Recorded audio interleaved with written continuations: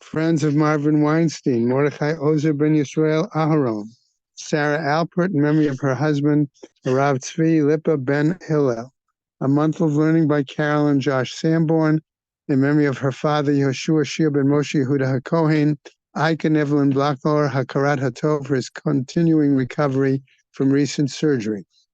Rabbi Dr. Yankee and Malki Honig, in memory of his mother, Rabbanit Hensha Ita Bat Chaim Yehuda. Hannah and David Grunblatt, in memory of her mother, Roizer Bas Chaim. Jill and Perry Meltzer, in memory of her father, Yaakov ben Yosef. Be Pizer, in memory of her stepfather, Avram Michal ben Shmuel Halevi. Be Pizer, in memory of her mother, Razel Bat Shammai. Jerry and Sharon Glassman, in memory of his mother, Malka Yehudis Bat Eliyahu. Henry Katz and children, in memory of his wife, Lila Leah Minsha Bat Yehuda. Mel and Haran Haller, in memory of his mother, Fega Bat Yaakov. Andrea and David Dolney, in memory of her mother on the 20th Yortzeit, Edel Tzina Bat Shimshon. A Week of Learning by Andrew and Stephanie Becker, in memory of his sister, Yocheved Bat Zev. Evelyn and Isaac Blachor, in memory of her mother, Para Rivka Bat Rav Menachem Mendel Eliezer. Dita Luxemburg, in memory of her mother, Martha Gitler, Shana Bat Yeshaya. Baruch and Dina Rabinowitz, in memory of his father, Zeb Ben Chaim. Rena and Alan Mosak, in memory of her father, Ben Yosef. Harriet and Reb Shimon, and also, okay, Very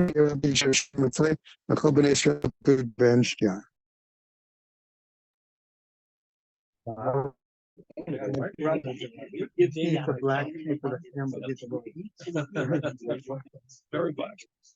Okay, Rabosai. We open up with a problem. We see that the Torah recognizes ownership, but what do we do when money is in doubt? And that's the opening of our Masechta. When we don't know where money goes, what do? So we have, and we're going to see, and we can see our Mishnah, and also contrasting cases. There are many possibilities. The Mishnah opens with a strange opening. Why? Because it appears to repeat itself, or appears to give two instances of exactly the same law. Now, here, apart from, I don't know what's worse in the base medrash. What's worse, saying something that's obvious or repeating yourself? Both of them are capital offenses in the base medrash. You don't say what's obvious, and you don't repeat yourself. So over here, the Mishnah appears to repeat itself for no reason. We open up, we say, Shnayim ochazim b'talis. Two people are both holding on to a garment, to a talis. Zelmer ani mitzasiyah. This one says, I found it, and this one says, I found it. Then it appears to give a second case, Zelmer kulishali, the same instance where this one says it's all mine, the Zelmer kulishali, this one says it's all mine, which seems obvious. It seems to be an obvious repetition. What's the difference? They're both in possession, and whatever the law will be, it'll be. We have no proof, and they're both in possession. So the question, well, why the Mishnah has to give me two instances of exactly the same law, just changing if he says I found it, or it's mine, it's all mine. But anyway, the law is in both of these cases, or in this case, so the one has to swear that he doesn't own less than half of it, and the one will swear that he doesn't own less than half of it. And then they split it, and they each get half of the value. Okay, now what happens in an alternative case? What happens if one says, listen, the whole thing is mine, and the other one says, no, half is mine? So in other words, one of them says, look, it's completely mine. The one says, no, let's say we got it together, we found it together. So what's happened was, of course, the person who said that half of it's his has foregone, has ceded half of the talis. So the whole debate is about half of the talis. So therefore, what do we do? So what we're going to do is we're going to divide the disputed half. So one who says it's all mine swears he doesn't own less than 3/4, because that's what we're going to give him. The one who said half of it is mine swears that he doesn't own less than 1/4. Then I'll tell Shlosha Chalakim, but then I'll tell Raviyah. And therefore, the one who claims it's all his is going to get 3/4, because he gets half of the disputed amount. And the one who said that half of it's mine gets 1/4, gets half of the disputed amount. Normally, the Mishnah says, why? But I showed you, why should the Mishnah give me two instances of exactly the same law? It's just repetitious. Who cares what he said? Normally, the Mishnah, Why should? Huh? I skipped. Oh, sorry. I didn't get the end of the mission. Sorry. I'm sorry. I apologize. If two people were riding on an animal, one of them was riding, one was leading, and those riding. What we see here is that riding is also a way of taking possession. This one says it's all mine, and the rider says it's all mine, and the leader says it's all mine. This one swears that he doesn't have it, own it less than half. This one swears that he doesn't own less than half. And they split it. Because like I told you have to know that riding is also a way. Just getting on the animal is a way of taking possession. How would they split the donkey? You sell it. You sell. Okay, Bisman Shein Modim. Okay, but in a case where, let's say, where both of the litigants agree that they picked up the talis together or that they acquired the animal together simultaneously, or if there are witnesses that also can testify that they both got it simultaneously, then we split it, but we don't make them swear anymore. And then we're going to investigate the Shavua momentarily. So first, the Gemara goes to the obvious elephant in the room. Why did you give me two instances of exactly the same law? It's just repetitious. When I was quite much younger than now, my Rebbe always made me teach. Really, from the day he met me, he made me teach. And I started out teaching, but people who were much, much older than me. And so when I first started, I had a guy, a very successful lawyer, was one of my students. And he was very frustrated because, we'd worked so hard to understand a case in the Gemara, what's going on. And he said, what are we doing over here? He said, when I go to law school, you go to law school, the professor gives you a principle, he gives you 20 examples of the thing, and we move on. And then you got it. I said, that's right. I said, in law school, you get 20 examples. And where you get one, because we don't waste your time. You get one, you have to understand, and then we move on. But it's one case. You have to, I don't know, we don't repeat ourselves 20 times. I don't give you 20 examples of it. I give you an example that teaches the principle. Sit down and do your homework. You have to learn it. So Lamali Lemisna over here, why did you teach me a case where each one says that he found it? Or a case and another case where each one says what? It's all mine. Okay, listen, you should teach. All you need is one case to teach the principle. They're in possession, that we have no proof, etc., etc. This is the law. They swear and they split it. The answer says no. Chalik Tani. It really is one case, but it's one case where and what you saw was two cases was really just a long rendition of their claim. This one says I found it and it's all mine. This one says I found it. It's all mine. Wes says, "Come on, that's ridiculous. It can't be one long claim. It's got to be two cases." He says because if it was one long claim, then there'd be no need to teach me a case where the guy says, "I found it and it's all mine." If he found it, he's obviously saying it belongs to him. What do you want? What do you want from me? Wes says, "No." This is a very interesting piece. Here's the problem. The Mishnah has to avoid a misunderstanding. Because if you would claim that, say that the guy said, "I found it," Havayamina, then the reader, the student of the Mishnah would think, "My mitzasiya." What did the guy mean when he said that he found it, and we're going to award him, half of the disputed item? We see what he really meant was he saw it first, not that he picked it up. He thinks that he saw it first because people think that when they see things, they own them. Like, oh, I got it. I got dibs. You got it. The alpha even though it didn't come to his hand, we think when he said I found it, that really what we think that the Mishnah means that the guy said I found it, meaning I saw it first, and even by seeing it first, he still is able to acquire whatever amount we award him.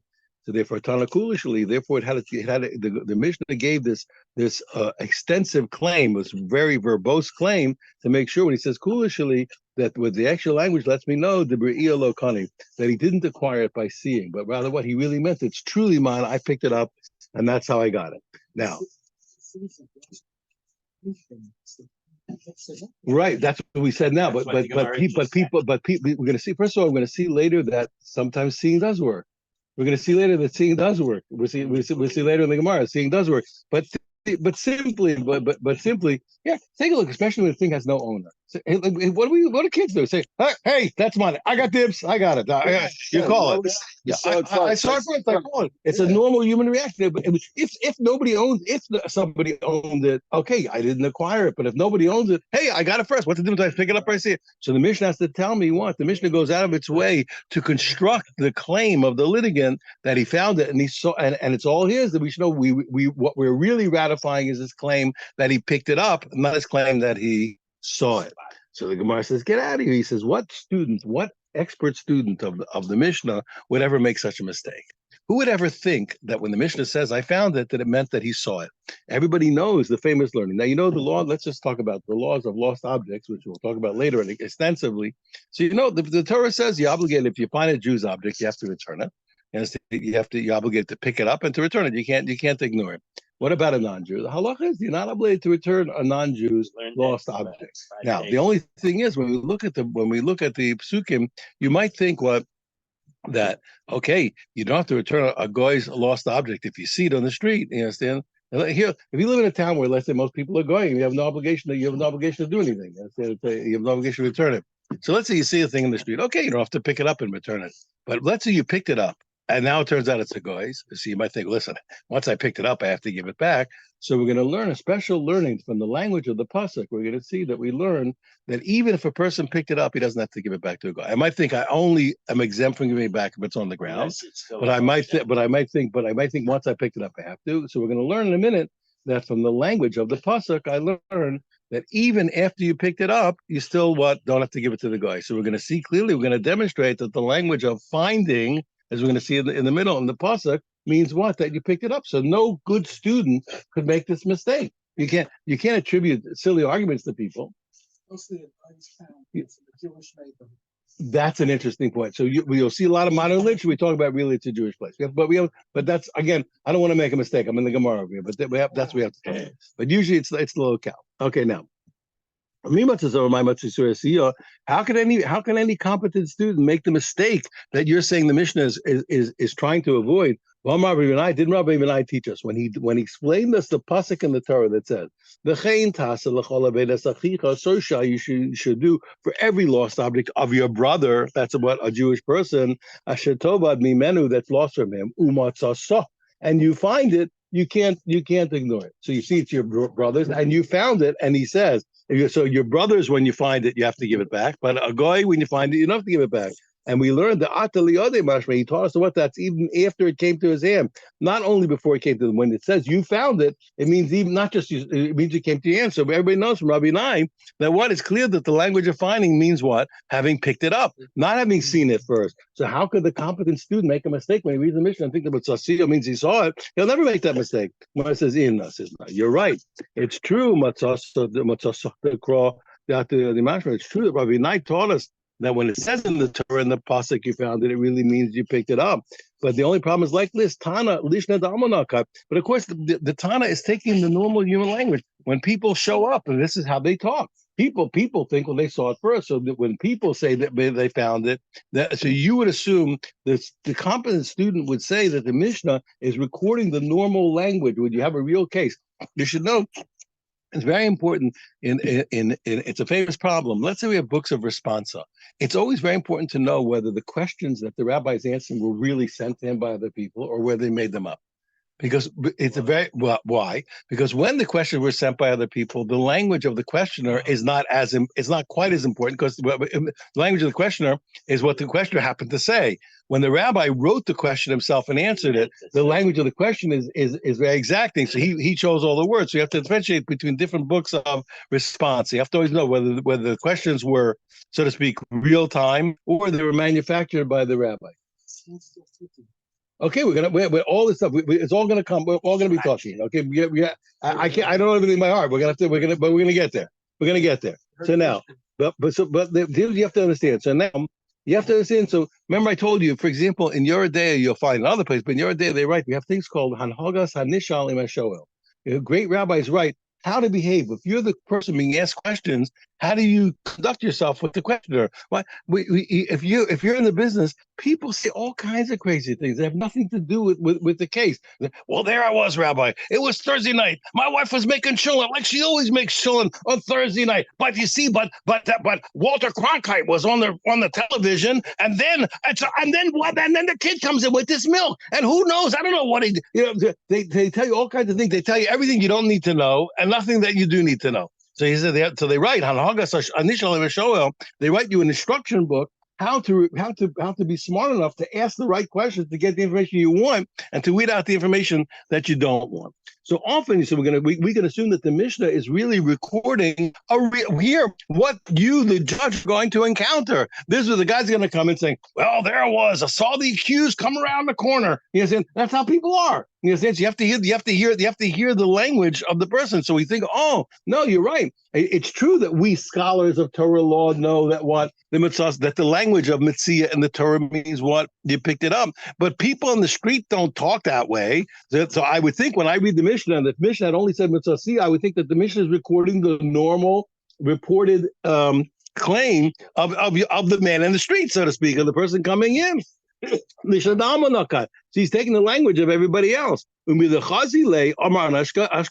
truth is that your man in the street, he'll say when he just saw it, he'll say, I found it. He will say that.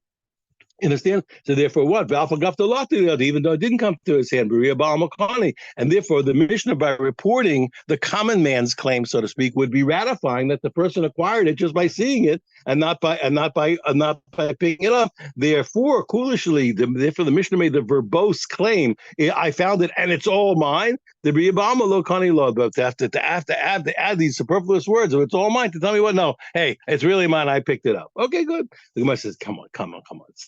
I still can't believe that that's one long verbose claim. But listening kulishali, and just tell me if kulishali is the language that tells me that he picked it up completely. It's all mine. I really own it. Below boy, then you don't need the first part of the long claim. Then leave out I found it. Just say it's all mine. But says, nope, that won't work either. Itani kulishali, had you taught me only it's all mine, amina ba'alma de katani matzasiya, then I would think, okay, in this particular case, the guy claimed that he picked it up. But in other places where I would see mitzasiya, the Mishnah wants to cover itself for my general edification. In other places where I'd see the language of finding Bria Ba'alma, Bria Ba'alma Kani, I would think still that the Mishnah would be ratifying that a person acquires with seeing alone.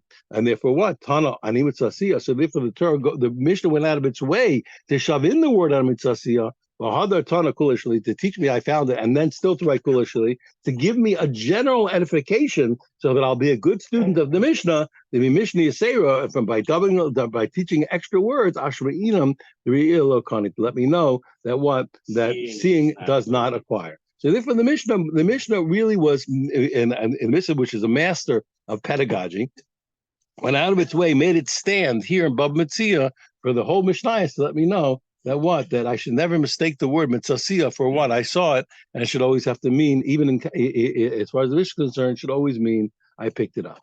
The Gemara says 1 second, but still, there's a big elephant in the room. You're making it as if it's one claim, but the way the Mishnah is written, like I showed you, clearly shows it as two cases. What are you talking about? It's one long claim in one case. It was clearly two cases. Can you tell me that it's one case? Come on, get out of here with long verbose claim.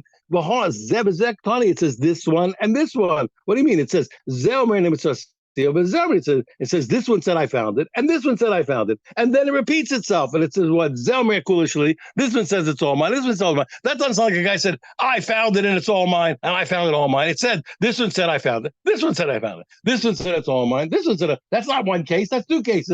How do you make it one long claim? Nice try. The Gemara obviously later when we'll have deeper classes. It's clear the Gemara was terrified of saying this is two cases. That's the last thing the Gemara didn't want to say it, but in the end they're going to have to give in that it's two cases. The Gemara didn't want to say it. Now, when we learn more deeply, you'll see it because the Gemara hated that idea. Okay, but in the end, you can't. So therefore, the Gemara finally has to give in and say, okay, you're right. It really is two cases, and there's a justifiable reason. And here's why: because this law is not simply universal. It's limited to a very specific kind of case where we can do it. Okay, and you have to think about it for 1 second, and you'll see why. Look, it's very strange. We have no proof who owns what. Everybody's in possession over here. Everybody's in possession. What are you doing? What are you doing to anything? Like, I don't know. Put it under wraps, and you wait till Eliyahu comes and tells it who it belongs to. What we're going to do? You know what you're doing. How did you have a law here where you're going to split it and swear? Such the whole law is so strange. So we're going to see here by giving the two cases, we're actually going to define the very special reasoning of this law. Let's take a look. You'll see. Amrav Papa v'Tem Rav Shimi Bar Ashi. And some people say this one opinion, that opinion. Some people say Kadi is either there was a Chacham Kadi, or it just means that it was said anonymously. So Reisha, the first case so it's really two cases. The first case where each one said, I found it, it really means what? Bimitzia. It's talking about a lost object. So they're fighting over something, each one literally claiming they found it, and they acquired it from Hefker. Okay, the safer, but the second case, each one says it's all mine, really the second case, B'mikoch or Memkar. It's talking about a case of sale. Well, each one claims each one claims that they're the one who bought it from the storekeeper. He says, I bought it. He said, I bought it. And he said, it's all mine. And we'll see in a second what's going on. But Tzvicha, and you had to teach me the case twice. Why'd you have to teach the case twice? If the law is if two people are in possession, no person more than the other, and there's no proof to who really owns it, so each one swears they own less than half, and you split it. The answer is no, because these cases are going to define the very unique circumstances by which we apply this, in which we apply this law. And why is that? The Itana B'Mitzia, had I said the case of the lost object, I would say, you know what? It's specifically here that the law applies. Habi Amina, I would say, Mitziahu Duram Baramashwele. It's only by a lost object that the rabbis enforce a vow on this guy. Why? Mishum, and what's the reason? Now, there's a big machlokas, but I'm going to say it the Rashi way, and if you hear it the other way, you'll be hearing Tosfos way. But I'm going to say it the Rashi way. We are only going, if a person is a liar, they're going to lie. The assumption of the rabbis is if a person's a liar, they're going to lie. If a guy's going to steal, he's going to lie. He'll think about it. A thief will lie. Forget it. It's not going to help you. If a guy's a thief, he's a bum. He'll steal, he'll lie, whatever he'll say. He'll steal, he'll lie, he'll swear. No problem. But what are the rabbis? So where is the point? We want a guy. He's not a bum. He's a rationalizer. People rationalize. Everybody's got it. And everybody got in their head a little rationalizer guy. It's not so bad. It's really okay. Yeah, that all stops after 120 years. When you stand in front of God, you can't do that. That's why I always tell people the mistake that people make. It is true that it's frightening to stand in front of God, but the frightening part is not God. It's a big mistake people make. It is scary to stand in front of God, but God is not the scary part. It's yourself. Why is that? Because you can't play any games. Now you're stuck. If you're ugly, you're ugly. You can't lie about it anymore. It's over. The rationalizer part of the human being disappears when you stand in front of God. It's all over. So but rationalizers are guys who we don't have to consider utter bums. They're a little slippery. So those guys, if we'll give them a little reminder, they'll straighten out. So here we have to say by Mitzia, the reason why we can let the guy swear is because we don't think he's a bum. We think he's a rationalizer. He thinks he's okay. So you give him a vow. He says, hey, I'm not doing the right thing. So let's take a look. So I would think, when can I apply this law of letting the guy swear? It's specifically by what? By a lost object, the Ramu Rabban Shule, that the rabbis place a vow in him. Mishum de Mori v'Omar, because he rationalizes. You understand? Mori means what? A person is called Mori Heter. He teaches himself a leniency. The person Mori, he rationalizes. V'Omar, and he says, Charai lav midi chasaba. He says, listen, this thing is hefker. It doesn't belong to anybody. If I grab it, my friend's not going to lose anything. This guy says, I'll go grab it. He knows the truth. He didn't find it. The other guy found it. He says, I'll grab it. Hey, come on, he got it for free. What's he losing? Okay, and therefore he figures, I'm not really doing anything bad. He is doing something bad. He's stealing. You see, but he figures I'm not a bad guy. The guy got it for free. What's the big deal? He didn't buy it. So therefore, so what? So we make him swear because we think this guy's not so bad that he won't straighten out. You put you're gonna take God's I didn't really find it. Okay, I will make a chamemkar. Right. And the assumption is that if a guy who can rationalize is not an absolute bum. If he's a thief, he'll rationalize. If he's a thief, then he'll lie. He'll take a false vow. This is Rashi's way. There's not Tosfos. This is Rashi's way. But if he can't, but anybody who can't rationalize, it's useless. If a guy's going to steal, don't give him a vow because he's just his name in vain. We don't do it. Don't. The rabbi's not going to do the vow. Simple. Let's hold on. I don't want to confuse the issue. That's why I just let you know, but I want to continue. But when it comes, I thought I read that. So he says what he rationalizes. The guy's not going to lose anything. Let me go and I'll split it with him. I'll grab it, even though I know it's his. I'll grab it. When it comes to sale, with what the lekelamemrachi, I can't say that. This guy went out of his way to buy the thing. He's not the luckily find the thing. He went out, he got dressed, he went to the store, he went to go buy the thing. He wants this thing. I know I'm stealing it from him. So aim a low. So I would say there what we can't let him swear. Why is that? Because the guy's a bum. He's a thief. He's a knowing thief. And what? And he's not a rationalizer, and he's going to swear falsely. On the other hand, it's the same way. If I just told me the case of buying, also there's really a way to rationalize for a different reason.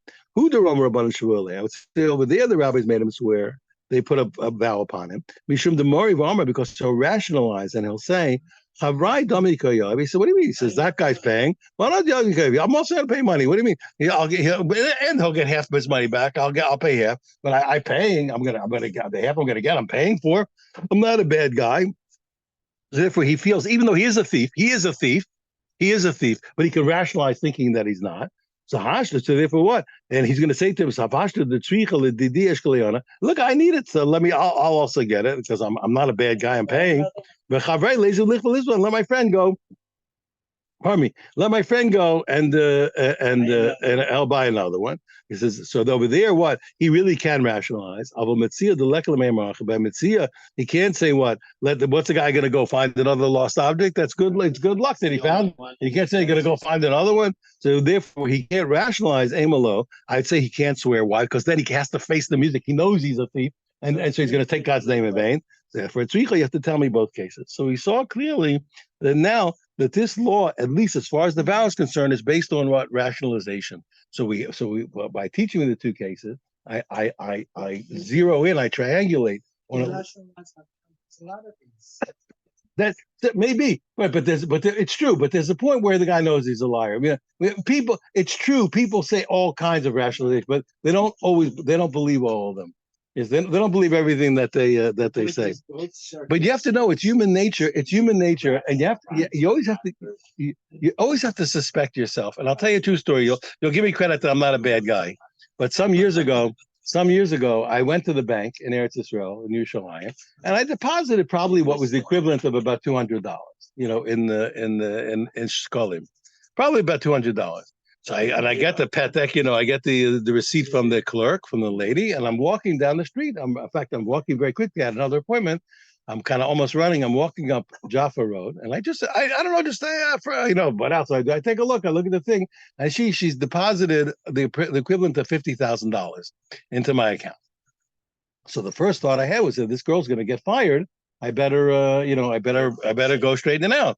So so listen. So this is the story. So the first thing I thought was the girl's going to get fired. So I turn around quickly and I start to run back down the street to go to the bank. To straighten it out. Now, you have to realize what's going on. I'm mamish running to go and correct the mistake. As I'm running, my mind says, now slow down a minute. This is a corporation. Are you really obligated to give this back? Maybe you're allowed to keep it. Yeah, they'll find it, but I was a little naive there. But the point is,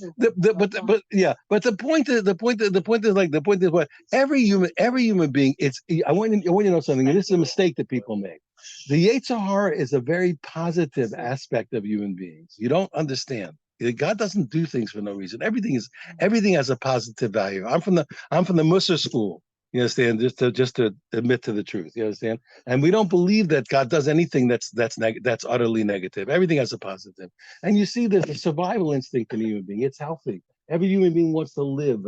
Every human being wants to breathe. Every human being wants to have continuance. So there's parts of ourselves that fight for ourselves. Ego and selfishness and all these things which could be the most negative thing in the world. There's a positive aspect. It's human survival. Everybody wants to survive. Everybody's trying to. Okay, the Torah says, watch out. Sometimes your survival instinct is going to kill you, make you do bad things. But the truth is that but the point you have to know that here your own body is going to make you do the wrong thing sometimes. You understand? Because your body wants to survive. Your body wants to breathe. It's very hard. You see, it's very hard. Here. There's a time when God says there's 3 cases, but really there's endless amount of cases called Kiddush Hashem, for example, when God's name would, God forbid, be profaned, or you have a chance to sanctify God's name. A person has to give up his life. Believe me, that's a very hard thing to do. Every cell in your body was programmed to live. Every ounce of your body is programmed to live. No matter what the body tries to breathe, to try to live. It's a very hard thing to overcome, the survival instinct that God, as a very healthy thing, gave us. And say, oh, so you have to human nature. I don't get uptight when people want money. I get it. I get it. He wants money. I get calls every day. People want my money. I understand what's going on. So, hey, I'm your friend. No, you're not. You're not my friend. You want my money. It's not your money. What time do you get home? Yeah. But the point is, it's human nature. Everybody wants to survive. Everybody wants to get another dollar, etc., etc. So we have to understand here. So the Gemara tells us what you have to watch out. In cases where a person is willing to compromise, it was truly willing. When we know the guy is willing to out and out steal, we don't let the guy swear. Why? Because he's gone over too far to the wrong side. When a person is a rationalizer, he's a person that we can still rehabilitate. You understand? With a vow, we can rehabilitate him. Okay. Okay. No, that's why, that's why it says, it says Ezu Asher, who's a wealthy person, a Samech Bechalko. And so, but listen, it's a person, it's a person. But what's the point? Why is he happy? It's not just the guy who's happy. It's a person who understands that he's happy with his chelek. A person who understands that you never get more than a bit anyway. You only get a chelek. So once you understand that, you become less nervous. You're not going to get all that anyway. Everybody's going to get, but the best you're going to get is a chelek. Take what you got and enjoy it. That's a different story. Anyway, okay, good. So we understand human psychology. Now, so the Gemara says, okay, good. So now we understand the particular framework of our Mishnah. Not quite. We haven't dealt yet with the justice of the numbers. But at least we understand why we put a vow here because this is a guy that we have hopes of curing. If there's a problem, we have hopes of solving the problem with the vow. If a guy takes the vow, then we assume that he didn't rationalize. Okay, good. That's a special case. Now, so these are the cases now. Says the Gemara, 1 second, is it really true that what if it's a case of buying and selling, why should I split it? There's a way to actually know who it belongs to. Why should I call this money in doubt? When it comes to buying and selling, if it's really true, I want you to see who the storekeeper took the money from. That's all. That's no problem. A storekeeper is always believed to tell me, this guy paid me and this guy didn't pay me. The answer is, Lo tzricha denaka b'tabai. Here's the problem. He took money from both of them. Michad midaite, michad bal korchi. He took the money from one knowingly and one one against his will. And it's out of his hand at this point. V'lo yadana, mihu midaite milabaite. You notice it says we don't know. It doesn't say he doesn't know. It says we don't know. Why? Because the truth is, while the object is in his hand, he has a right to tell us. He knows who gave it against his will and who gave it according to his will. Once it's out of his hand, we don't believe him. We don't say he remembers anymore. So therefore, what? So even since he got the money, one willingly and one against his will, we don't let him testify anymore who gave it willingly or who did. So therefore, we remain in doubt. Now, the Gemara has another problem, and you know this. We've learned this a bunch of times. When something is written with stam, what does stam mean? Unsigned, S-I-G-H, S-I-G-N. Something's written unsigned. So we assume that the normal assumption is that everybody agrees. We don't want to mislead the students. If there's an argument, we write an argument. Rabbi Meir said this, Rabbi Yehuda said that. Rabbi Kiva said this. He said, yeah, we argue. If a Mishnah is written anonymous, so to speak, unsigned, we assume that's the law. Or sometimes you see Rabbi Yehuda decides the law, but that's it. It's undisputed. So it's always going to bother us if we find an opinion that seems to contradict our Mishnah. We say, oh, 1 second, maybe I didn't really understand the Mishnah. Maybe something's wrong. You say it's a sign that something is fishy. Something is wrong over here. Somebody made a mistake someplace. So we always want to settle any what would appear to be arguments with the Mishnah unless the Mishnah indicated that there was an argument. So we said we have a famous problem. Levi Masnisan to look at nanas. Okay, let's say our Mishnah now. Okay, that you explained me the Mishnah, but our Mishnah seems to be against a minority opinion. The Ibn Nanas, because they have a famous opinion of Ben Nanas. Okay, okay. Now what is the case? The case is like this. If we learned in Shavuos, let's say a guy says to a storekeeper. Storekeepers, when I lived in Eretz Israel, storekeepers were also like this. Storekeepers were always a little bank. The Makola was a grocery store. It was also Makola was the grocery store, the bank, and a few other functions. It was really the issue. Everybody had an account at the grocery store. It was always like that. So the grocery store is a grocery. He's an account. He's a money changer. He has all these things.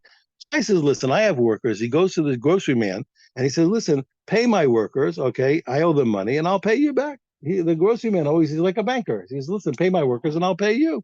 And what happens is, and the grocery man says, I paid them. And he says, I paid them and you have to give me the money. And the workers came back to the same guy and said, listen, the grocery man didn't pay us. So now the poor guy, the poor owner, the grocery man's asking for money, and the workers are still asking for money. The grocery man said I paid them. The workers say I wasn't paid. And they're both claiming the balabayas should pay them back.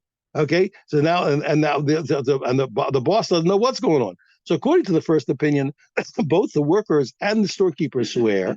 Okay, the storekeeper swears that he paid the workers, and the workers swear that they never got the money, and they both get paid by the owner.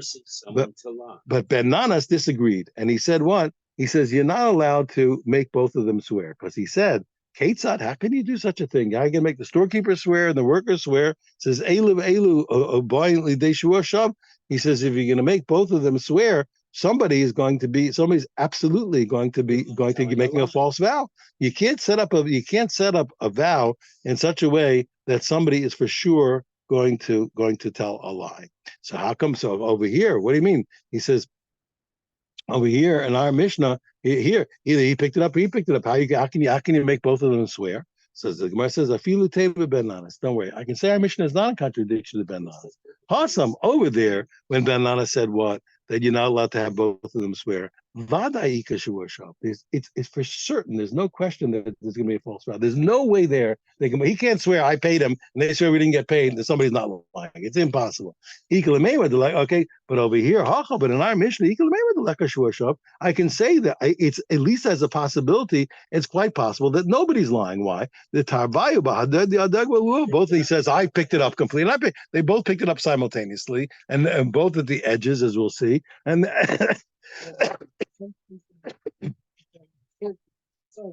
Yeah. Oh, that could be. But the main point is what? But it's quite possible they're swearing. Listen, I picked it up. I paid. That's true. They both did. So it's quite possible they're telling the truth. Now the Gemara says, okay, good. You solved Ben Nanas, but there's another outlier that the Mishnah seems to contradict, and that's the famous argument of Sumchos and the rabbis. We recounted Sumchos before. There must be some local Sumchos, but our Mishnah also seems to ignore the opinion of Sumchos. Because remember, we had the famous case. A guy's ox gores a cow that we knew was pregnant. And we see the gore from afar. We have witnesses. We know for sure that that this guy's ox gored this guy's cow. The only thing is that, and then we all know the cow was pregnant. And at the end of the scene, we find the dead ox and a dead cow and the dead baby next to it. But we don't know goring caused the death of the baby. In other words, or maybe the baby was born before the ox gored it, and he's not responsible, or that the ox gored the mother and the baby, and the ox is responsible for both. So the owner of the cow wants to get paid for the mother and the baby, and the owner of the ox says, "Listen, I only damaged the mother because the baby was born first. What's the rule?" So that's called we're in doubt. We can't tell it. The Sumka said in such a case where the rabbi said, "What you need to bring proof," he says, "Maman amuto b'safek." Chalkin below Shavua. Okay, he says what? Right. So he says what? We were able to we split the money. The money for the baby is split between the ox man and the cow man, and he only pays half of it. Okay, because it's in doubt, and they do it, and they don't have to swear. So the Gemara says, 1 second. He says, do you really believe that it's against Sumchos? It's not like the other opinion either. The Elamai, where are you going to say what? Rabbanan, you want to say it's with the rabbis who say what? That if you want to extract money, you have to bring a proof. How Amri, didn't the rabbis who disagree with Sumchos say, Amri, they said, Amotzi Mechaber all of Araya. They say anybody, time you want to collect, you have to bring a proof. You can never get any collection without bringing a proof. So therefore over here, since each of them is in possession, how can the other guy take half of it without bringing proof? So then Gemara says, no. Hi, Mike. Gemara says, no, that's not a problem. And I could easily say our Mishnah is the rabbis. That would be fine. Awesome, the lo tafsei tarbayu over there, where neither of them is in possession of the baby, of the money for the baby, of the baby, pardon me, of the in possession. Okay, there the rabbis say what? that they're not both in possession. Pardon me, over there where they're not both in possession. Okay, but rather what the guy who you want to get the money from is possession of his money. He is in the owner of the ox is in possession of his money. Okay, so since they're not holding the baby together, but only rather what the owner of the ox is in possession of the money, and the owner of the cow baby wants to get it.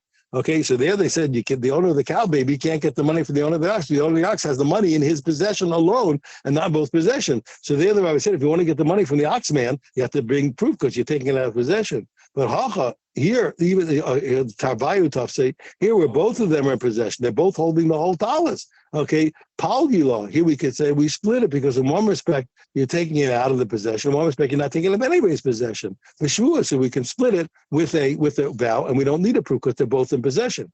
So I can easily explain our mission like the rabbis. It's different because here they're both in possession and there they're not. But according to Sumchas Hashdo Malas,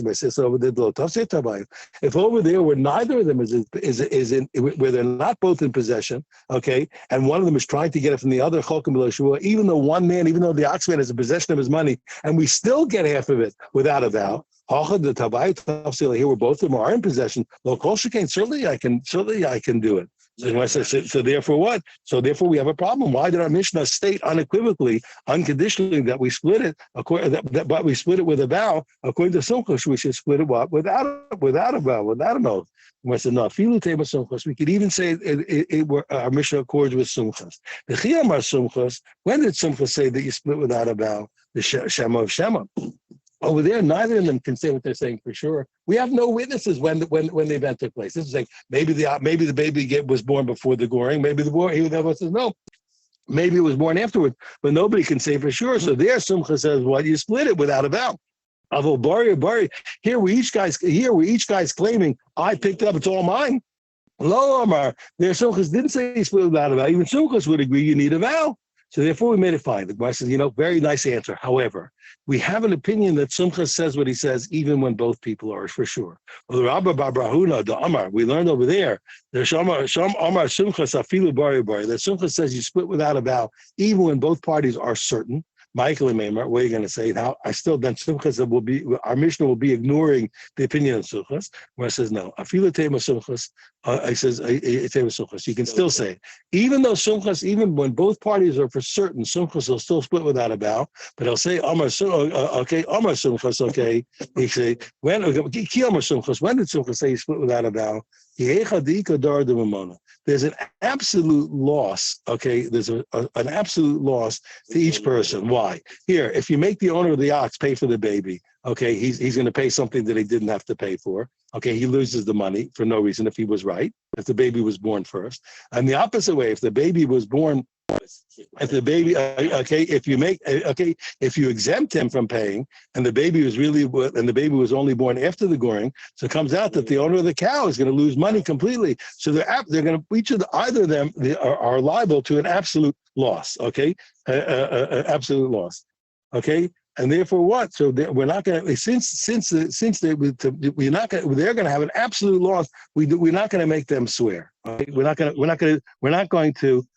do that to him. We're not going to do that to them. They're going to have a loss. So you can't make them swear. But over here, where there's no absolute loss, okay? Why is that? Because even if we would take the talis out of the hand of the person who really owned it, it's not an absolute loss. Why? Because it's just a lost object, like we said. Okay, and similarly, when it comes to the sale case, we are going to give him his money back. So there's no absolute loss. So there, even Sumchas would say, well, the lekadar money with an absolute loss, low. Even Sumchas would say what? That we make them swear. I says, get out of here 1 second. It still doesn't make any sense, even if there's an absolute loss. It's still a kavachomer. If over there by the baby cow case, each of them has an absolute loss, either him the money or him the baby. And also, and additionally, it's quite possible that the whole thing belongs to one of them. And it's quite possible it belongs to the other one. Each one of them might be the complete owner. And since here, and you're gonna and still what? And he still said what that money that we split without any vow. But it was really they have mamish. They really had what? they each had they also had a real loss. Plus, it's quite possible that they absolutely owned it. There was not half and half. The lekadar money here, where there's no absolute loss. And furthermore, and it's also possible that they really do both on it. That happens simultaneously. Lo kol shekain. All the more so, we should do it without a vow. Who cares that there's a loss? Okay. So the Gemara says no. Afilu tema sumchas. Says don't worry. I can still explain our Mishnah sumchas. Shuazu midrabbanai. This whole vow is rabbinic. Like Rabbi Yochanan said. Rabbi Yochanan says shuazu takonas hachamim. This is an enactment. It's not a common sense vow. But rather what? It's that what? It's stopping, it's making sure that what? That if people shouldn't just go up and decide, like we said, for the rationalization reasons we said earlier, to go and grab the talis of his friend and say it. But when it came to the case of what? Of the baby, of the question of whether the baby was gored or not, we do without a vow. Why? Because there's no reason for the rabbis to enact a vow. There's nothing to gain, because it's not like the guy over there. It's not because the guy rationalized, decided, oh, I'm gonna edge it on my friend's thing. It's a case where in doubt. We don't know what happened. He's not edging it. He didn't. The reason why we make the vow here is to discourage the rationalizer. Over there, the guy didn't do anything on his own initiative. Over here, the guy, on his rationalization, he had initiative. So we'll discourage him from being a rationalizer. Over there, the guy didn't do anything. He's just claiming maybe this happened. Maybe this happened. There's nothing to talk about. Rabosi will call that a daf. Yeah. Which one of them is supposed to be? I mean, they're both liars. Both found it They both found it together. Oh, no, so we're talking about a case. This is a case where they. Yeah, so that's a whole different law. I'm saying this mission is where there's no obligation to return it. We're in the city of Goyim. He's asking which guy is going to have the chol. So they're both going to lose it. No, he's asking who has to have the haircut. Maybe I'm not getting it. I'm not getting what's the point. Ruvain and Shimon find it simultaneous. It's yours. Does Ruvain have to come all the way to Hyatt, or does Shimon have to come all the way? They work it out. Yeah.